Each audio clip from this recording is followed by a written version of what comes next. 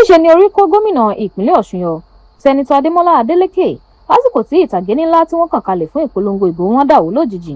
Lónìí Wednesday gan ni ìṣẹ̀lẹ̀ yìí ṣẹ̀ lásìkò tí ẹgbẹ́ òṣèlú Akọ́ọ̀dù ń ṣe ìpolongo ní Ìjẹ̀bú-Jẹ̀ṣà. Ọ̀kan lára àwọn ẹlẹ́rìí ṣàlàyé pé Adélékè, igbákejì rẹ̀ Kọ́lá Adéwùsì, agbẹnusọ ilé ìgbìmọ̀ aṣòfin ìpínlẹ̀ Ọ̀ṣun Adéwálé Ẹgbẹ́dùn, olùdarí ètò kàǹpé ọ̀hún Pẹ̀lúmi Ọlájẹ́ngbèsì àti àwọn olólùfẹ́ wọn ni wọ́n wà lórí ìtàgé lásìkò tó fi dàwó. Wọ́n fi kún un pé lásìkò tí wọ́n kọrin tán láti bọ́ sínú ètò tó kàn ní ìṣẹ̀lẹ̀ ń ṣẹ̀, ṣá ò kò sẹ́ni tó sì ṣe. Bẹ́ẹ̀ ẹsẹ̀kẹsẹ̀ ni ètò tẹ̀síwájú nígbà tí wọ́n sọ̀kalẹ̀. Láfikún, agbẹnusọ Adélékè Ọ̀gbẹ́ni Ọládélé Bámijí sọ pé kò sí ìpalára kankan nínú ìṣẹ̀lẹ̀ yìí àti pé ìròyìn ẹlẹ́jẹ̀ làwọn kan ń gbé kiri. Bí bẹ́ẹ̀ kọ́, ètò ní tẹ̀síwájú bó ṣe lọ. Ó túbọ̀ fi kún un pé lẹ́yìn tí Adélékè kúrò ní Ìjẹ̀ṣà, ó tún lọ sí ibi ayẹyẹ mìíràn níjọba ìbílẹ̀ Odò Ọ̀tin. Àwọn èèyàn lábala àríwísí ìyẹn comment section náà ṣaláìdá sí ọ̀rọ̀ yìí o. Ẹnìkan ní ogun Jẹ́ríkò wó lulẹ̀. Ẹlòmíràn tún fèsì pé àwọn olólùfẹ́ Adélékè tó pọ̀jù ló fà á. Ẹnìkan tún dáhùn pé ijó tó ń jó yẹn gan ló pọ̀jù o. Bẹ́ẹ̀ lẹ́lòmíràn fi kún un pé kì í ṣe nǹkan tuntun, irú ẹ̀ ti ṣẹlẹ̀ rí. Ẹnìkan sọ pé ìwọ̀n Adélékè nìkan gan lè dá stage rú, bí wọ́n ṣe ń sọ láàrin ara wọn nìyẹn o. Àwọn kan gbàgbọ́ pé àmì àṣeyọrí ni, táwọn kan sì sọ pé Adélékè ló dá stage rú pẹ̀lú ijó rẹ̀. Ire ló pé ìkà òṣùwọ̀n. Àwọn ẹgbẹ́ kan gbé irinṣẹ́ ohun ètò ìlera àti owó tùlù kan kalẹ̀ láti ṣe àtìlẹ́yìn fún agbègbè Sẹ́ẹ̀lẹ̀. Adarí fún City Boy Movement ní ìpínlẹ̀ Ọ̀yọ́ Honorable Olúfẹ́mi Onírètí ti gbé àwọn irinṣẹ́ àti ohun ètò ìlera kalẹ̀ fún àwọn èèyàn agbègbè Sẹ́ẹ̀lẹ̀ ní ìjọba ìbílẹ̀ Òrèrè ní ìpínlẹ̀ Ọ̀yọ́.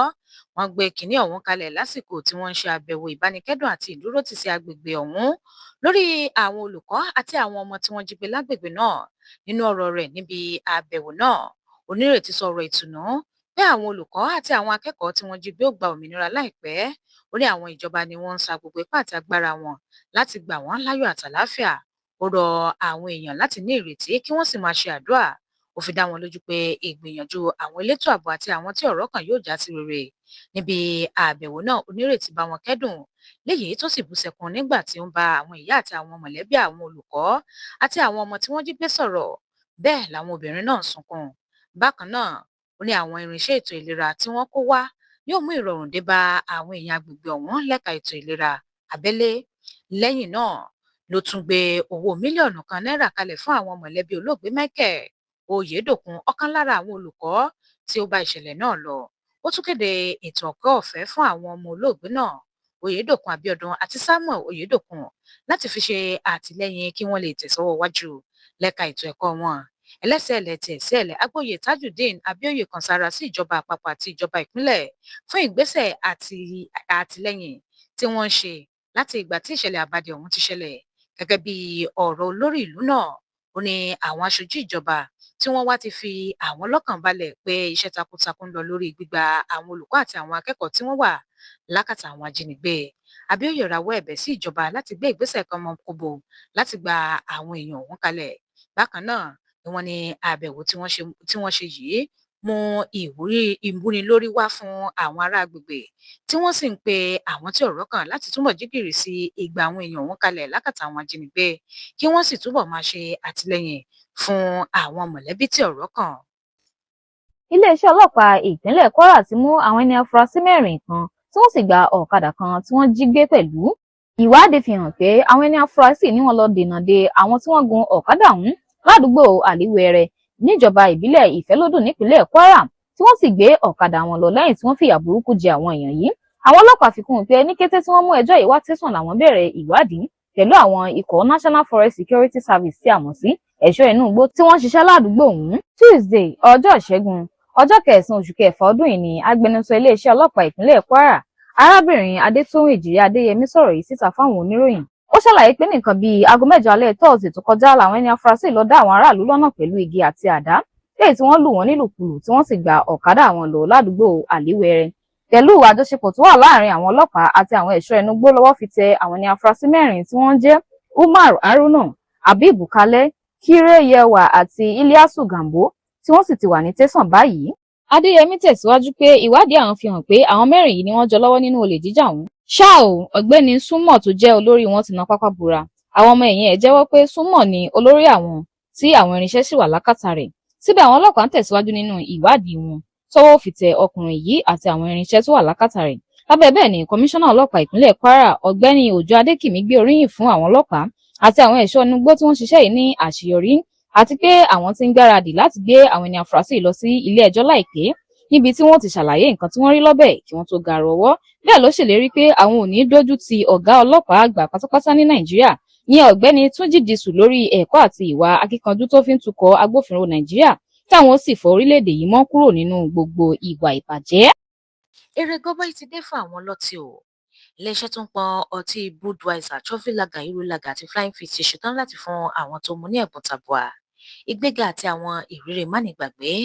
Iléeṣẹ́ International Breweries tó jẹ́ apá kan lára AB InBev, iléeṣẹ́ ọtí tó tóbi jùlọ lágbàáyé, ti ṣe àfihàn àwọn àmì ọjà rẹ̀ 4 tí yóò kópa nínú ìfẹsẹ̀wọnsẹ̀ ife ẹ̀yẹ àgbáyé ní Nàìjíríà. Àwọn àmì ọjà náà ní Budweiser, Trophy Lager, Hero Lager àti Flying Fish. Iléeṣẹ́ náà sọ pé àwọn àmì ọjà wọ̀nyí yóò mú kí àwọn ọmọ orílẹ̀-èdè wa Nàìjíríà ní àǹfààní láti gbádùn ìrírí àgbàyanu ní àkókò ìdíje ife ẹ̀yẹ àgbáyé tí yóò wáyé ní orílẹ̀-èdè Canada, Mexico àti United States. Olùdarí gbogbogbò International Breweries Nick Kade sọ pé iléeṣẹ́ náà ní ìdùnnú láti jẹ́ iléeṣẹ́ ọtí Nàìjíríà tó ní àṣẹ FIFA tó gbòòrò jùlọ fún ìdíje náà. Ó ní àfojúsùn wọn ni láti mú ìdùnnú bá àwọn olólùfẹ́ bọ́ọ̀lù nípasẹ̀ àwọn ìpolówó, ẹ̀bùn àti àwọn ibi ìwòye eré tó dára. Ní àkókò ìdíje náà, àwọn oníbàárà yóò ní àǹfààní láti gba oríṣiríṣi ẹ̀bùn nípasẹ̀ àwọn ìpolówó tí iléeṣẹ́ náà ti pèsè ní tirẹ̀. Olùdarí ìtajà iléeṣẹ́ Bámiṣé Oyègbàmí sọ pé ìfẹsẹ̀wọnsẹ̀ ife ẹ̀yẹ àgbáyé kìí ṣe ìdíje bọ́ọ̀lù nìkan, ṣùgbọ́n ayẹyẹ àgbáyé tó ń kó àwọn èèyàn jọ láti ṣe àjọyọ̀ ìfẹ́ wọn sí eré bọ́ọ̀lù. Ó fi kún pé àwọn ètò àti ìgbéga tí wọ́n ti pèsè yóò jẹ́ kí àwọn ọmọ orílẹ̀-èdè wa Nàìjíríà gbádùn ìdíje náà lọ́nà ọ̀tọ̀. International Breweries tún sọ pé gbogbo àwọn ibi tí wọ́n yàn ìyẹn fún ìfẹsẹ̀wọnsẹ̀ ti ife ẹ̀yẹ àgbáyé ọ̀hún, òun náà ni àwọn ohun mímu tí ò lọ́tí nínú wà, tí àwọn ètò eléyìí tó ń gbé lílo mímu ní ojúṣe lárugẹ náà sì wà ńbẹ̀ pẹ̀lú. Iléeṣẹ́ ọlọ́pàá ìpínlẹ̀ Ọ̀ṣun ti mú àwọn ẹni afurasí 3 kan tí wọ́n jẹ́ ọmọ ẹgbẹ́ òkùnkùn ẹ̀yẹ àti oníjàgídíjàgan àwọn olóṣèlú tí wọ́n fi ń ṣiṣẹ́ nípìnlẹ̀ ọ̀hún. Gẹ́gẹ́ bí agbẹnusọ wọn ọ̀gbẹ́ni Abíọ́dún Ọ̀jẹ́lábí ṣe ṣàlàyé lọ́jọ́ Tuesday ọjọ́ Ìṣẹ́gun ọjọ́ 9 oṣù yìí, ó ní àwọn ẹni afurasí ọkùnrin 3 tí wọ́n jẹ́ Adékọ́lá Ọláyínká Abdulazeez ẹni ọdún 27, Ọmọlára Ezekiel ẹni ọdún 28 àti Babátúndé Azeez ẹni ọdún 22 ti wà lákọlò àwọn. Bẹ́ẹ̀ ni àwọn bá ìbọn òyìnbó Beretta pistol 3, ẹ̀tù kan, ìbọn kùkùté kan, ọta 4, àdá 4 àti àáké kan lọ́wọ́ wọn. Ọ̀jẹ́lábí ṣàlàyé pé ọjọ́ 22 oṣù karùn-ún ọdún yìí làwọn ọlọ́pàá Ìkìrun mú ọ̀gbẹ́ni kan tó ń jẹ́ Adéyínká Adékọ́lá lórí ọ̀kadà tí ò ní nọ́mbà lásìkò tí wọ́n ń dá àwọn èèyàn dúró láti tú ẹrù wọn. Nígbà tí wọ́n tú ẹrù arákùnrin yìí ni wọ́n bá ìbọn òyìnbó Beretta 2, àáké kan àti ògùn tí wọ́n ká mọ́ ọn lọ́wọ́. Ẹsẹ̀kẹsẹ̀ ni wọ́n transfer kéèsì ń sọ́wọ́ anti-robbery section tó wà lábẹ́ State Criminal Investigation Department fún ìwádìí lẹ́kùnrẹ́rẹ́. Ibẹ̀ ni Ọláyínká ti jẹ́wọ́ pé ọmọ ẹgbẹ́ òkùnkùn ẹ̀yẹ lòun ṣe àti pé òun fẹ́ lọ fi ẹrù yìí jíṣẹ́ fún ọ̀kan lára ọmọ ẹgbẹ́ àwọn tó ń jẹ́ Ọmọlára Ezekiel. Láfikún, ọgbọ́n àti ìmọ̀ òye àwọn ọlọ́pàá lọ́wọ́ fi tẹ Ezekiel àti ẹnì kẹta tó ń jẹ́ Babátúndé Azeez lẹ́yìn tí wọ́n bá ìbọn kùkùté kan, Beretta pistol kan àti ẹ̀tù kan lọ́wọ́ wọn. Àwọn ọlọ́pàá túbọ̀ lọ tú ilé wọn. Níbẹ̀ ni wọ́n ti rí àdá 4, àáké 4 pẹ̀lú ọta 2. Bẹ́ẹ̀ ni ìwádìí ń tẹ̀síwájú láti mú àwọn yòókù wọn tí wọ́n jọ ń ṣiṣẹ́ láabi yìí. Kọmíṣánná ọlọ́pàá ìpínlẹ̀ Ọ̀ṣun ọ̀gbẹ́ni Ibrahim Gotan ti wá kìlọ̀ fún àwọn tọ́ọ̀gì àwọn olóṣèlú, jàǹdùkú àti àwọn ọmọ ọ̀tá wípé kí gbogbo àwọn tí wọ́n ń gbèrò àti dá wàhálà sílẹ̀ ló fi orí ara wọn pamọ́ nítorí ẹni tó wá bá tẹ̀ ó fi ojú inú òfin. Bẹ́ẹ̀ ló ṣèlérí àti ṣiṣẹ́ pẹ̀lú àwọn ìṣe elétò ààbò tó kù láti rẹ́yìn àwọn oníwàhálà yìí. Lábẹ́ bẹ́ẹ̀ ló rọ àwọn aráàlú wípé kí wọ́n forí wọn pamọ́ lásìkò yìí o, pàápàá jùlọ bí ètò ìdìbò ṣe kù sí dẹ̀dẹ̀ láti lè dẹ́kun ìjàmbá, kí wọ́n sì fi tó àwọn agbófinró létí tí wọ́n bá fura sí ẹnikẹ́ni lágbègbè wọn. Pẹ̀lú omijé ló fi ń bẹ̀bẹ̀ gidigidi o. Ohun tó sì ń tẹnumọ́ náà ni pé níṣe ni wọ́n fi ìyà jẹ àbúrò òun lọ́nà àìtọ́ nítorí ọmọ ọdún 14 péré ló wà tí wọ́n sì sọ sí ẹ̀wọ̀n àìmọ̀dé. Ẹ̀gbọ́n Olúwatósìn Adékúnlé ti ń pèpè fún ìrànlọ́wọ́ láti gba àbúrò rẹ̀ ọmọ ọdún 14 tó ní wọ́n sọ sí ẹ̀wọ̀n àìmọ̀dé kalẹ̀. Eléyìí tó wà ní Kirikiri lẹ́yìn ìgbà tí wọ́n mú níbi tó ti ń wá ìjẹ lójú pópó. Nínú ọ̀rọ̀ rẹ̀, ọ̀dọ́mọdé yìí ni wọ́n mú nígbà tí àwọn ọlọ́pàá ń kó àwọn èèyàn tí wọ́n sì mú lọ sí àkàtà àwọn bó ṣe jẹ́ ọmọ kékeré tó. Ìgbésẹ̀ náà kó àwọn mọ̀lẹ́bí wọn sínú ìpòrúurú ọkàn àti wàhálà tí omijé ló fi ń rọ àwọn aláṣẹ àti àwọn ọmọ orílẹ̀-èdè yìí láti gbé ìgbésẹ̀. Ó ní àbúrò òun ló tọ́ sí kó padà sílé láti máa bá ìgbésí ayé rẹ̀ lọ.